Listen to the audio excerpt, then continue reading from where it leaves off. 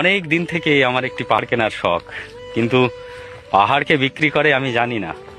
যদি তার দেখা পেতাম, দামের জন্য আটকাতো না। আমার নিজস্ব একটা নদী আছে, সেটা দিয়ে দিতাম পাহাড়টার বদলে। কে না জানে পাহাড়ের চাইতে নদীর দামই বেশি। পাহাড় স্থাণু, নদী বহমান, তবু আমি নদীর বদলে পাহাড়টাই কিনতাম, কারণ আমি ঠকতে চাই।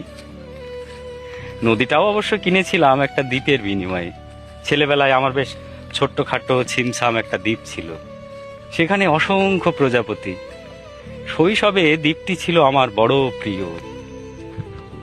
আমার যৌবনে দ্বীপটি আমার কাছে মাপে ছোট লাগলো। প্রবাহমান ছিপছিপে তন্নি নদীটি বেশ পছন্দ হলো আমার। বন্ধুরা বলল, ওইটুকু একটা দ্বীপের বিনিময়ে এত বড় একটা নদী পেয়েছিস, খুব জিতেছিস তো মাইরি। তখন জয়ের আনন্দে আমি বিহ্বল হতাম।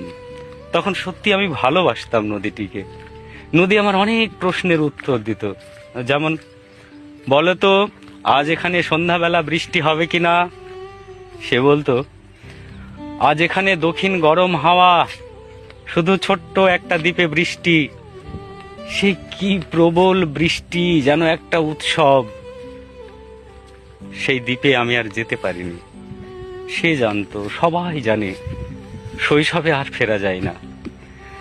এখন আমি একটা পাহাড় কিনতে চাই। সেই পাহাড়ের পায়ের কাছে থাকবে গহন অরণ্য। আমি সেই অরণ্য পার হয়ে যাব, তারপর শুধু রুক্ষ কঠিন পাহাড়, একেবারে চূড়ায়, মাথার খুব কাছে আকাশ, নিচে বিপুলা পৃথিবী, চরাচরের তীব্র নির্জনতা। সেখানে আমার কণ্ঠস্বর কেউ শুনতে পাবে না। আমি ঈশ্বর মানি না, তিনি আমার মাথার কাছে ঝুঁকে দাঁড়াবেন না। আমি শুধু 10 দিককে উদ্দেশ্য করে বলবো, প্রত্যেক মানুষই অহংকারী।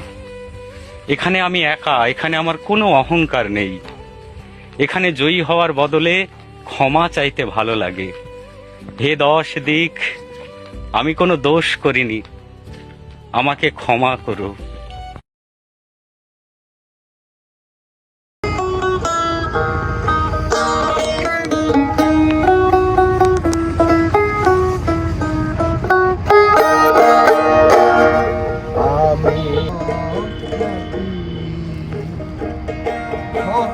লালো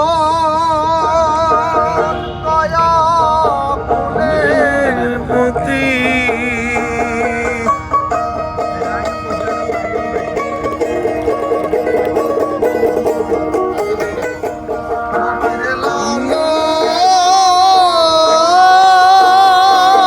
দয়া ফুলের প্রতি বলবে